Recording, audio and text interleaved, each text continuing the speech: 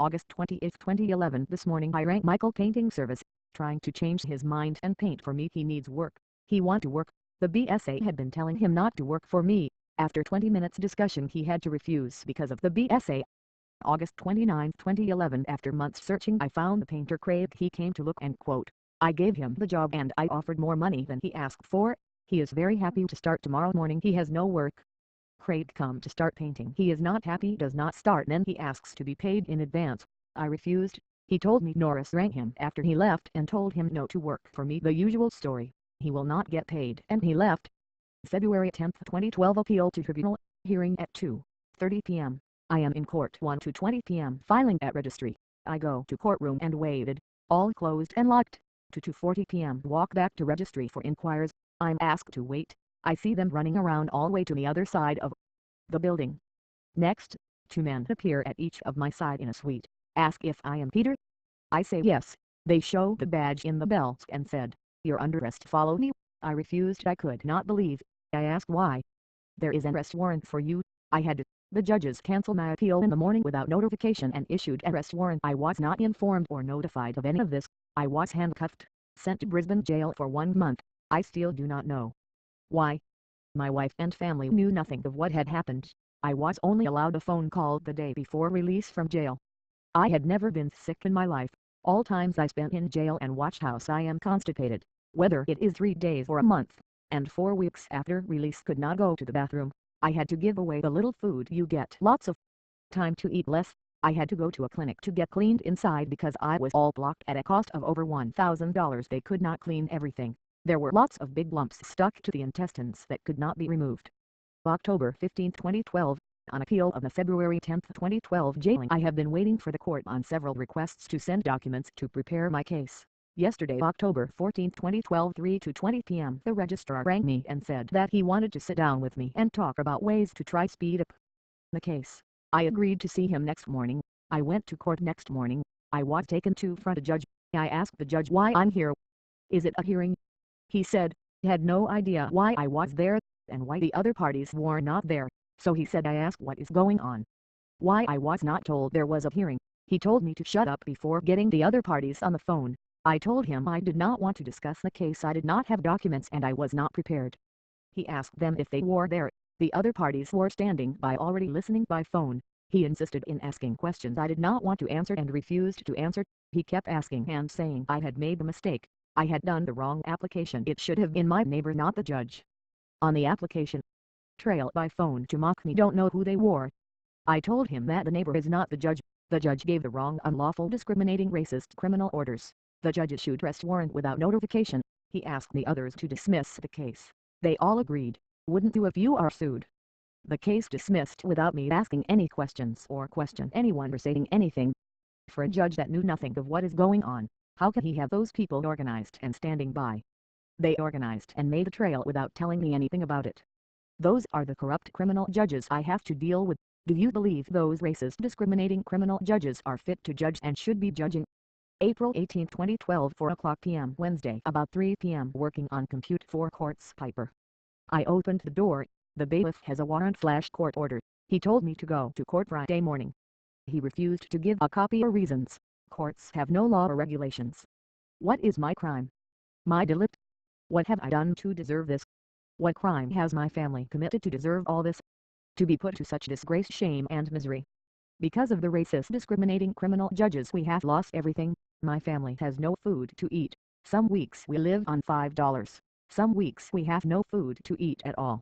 What law says that I should pay for what? What crime have I committed?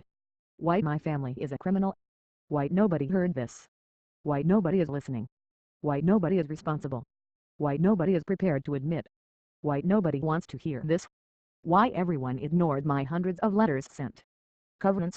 Some of the laws violated. 41.9 Stormwater drainage to the land must be flowed or graded towards the inter-allotment drainage pit. The land must be flowed or graded in such a trap that all stormwater runoff shall be drained and directed towards the road/S. Land is to be cut and filled prior to the constitution of a dwelling house on the land. The cut/fill excavations.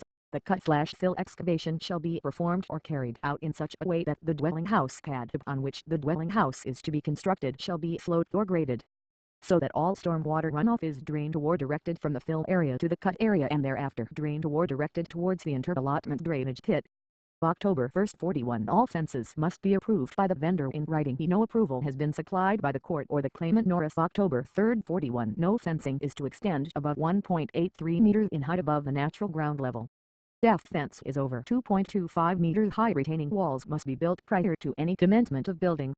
All water runoff must be contained within the allotment and drained toward the inner allotment and of the street. No excavation material, trees, rubbish, builder's waste or other substances whatsoever shall be deposited on adjoining lands or properties.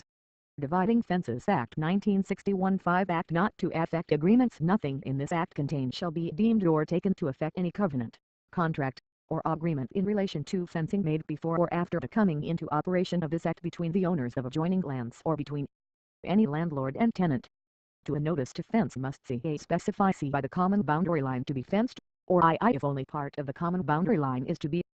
3. If the person so served deems the order to fence made inequitable, the magistrate's court may, on the person equals S application, relieve the complainant from the whole or any portion of the sum claimed and may order that the position of the fence be altered on such terms as it may think fit. 8. The time within which it shall be constructed, and I the line upon which such fence is to be constructed, and a dividing fence, as defined in the Act. A dividing fence does not include a retaining wall. Dividing Fences Act 1961, that I propose to erect a 1.8 meter corrugated fibrous cement fence. The 3.7. Note: you would not have to contribute to the repairs to a retaining wall if it is located on your neighbor equals S property. Retaining Walls Dividing Fences Act 1961. The Act and retaining walls serve a different purpose than fences. They are engineered to support built-up or excavated earth. Retaining walls are not normally a matter of joint responsibility for neighbors because a retaining wall is usually of more benefit to one neighbor. The quote supplied by the neighbor does not meet those requirements. Is it a valid quote? Is it against the Fencing Act? Which law Davern obtained? Philip D. McMurdo could the engraved accent T find a motive. The Three Stooges of the Court of Appeal, D. Jersey, MUIRE, Chesterman have not find a reason for a review of the cases. After all, I am a WAG, there is no law for WAGs, no law applies to WAGs, the judges make a special law for me. Every judge is making laws. Point to a single law that IT says I am guilty or wrong. A October 2008 orders. Norris did not build the fence within the 3 months time limit set out by the court. B. January 2009 orders. Norris built a retaining wall that it does not comply with building laws/act. C. He did not build the fence on common boundary. D. He did not build the fence on natural ground. E. He did not build the fence in accordance with quote. F. He did not build the fence according to covenants. G. He did not build the fence in accordance with Dividing Fence Act. H. He did not follow any court orders and guideline. I. In his original court application Norris stated that the fence will be 1.8 meters high, built on common boundary and in accordance with fencing quote to the ground. He did build the fence more than 2 meters above ground. He did build the fence more than 2.25 meters high. He did build the fence and retaining wall on my property. He did fill the fence bottom gap with cheap board and rubbish. He did allow all rubbish, mud and water to run on my land and wash all my soil away. Every judge is making laws.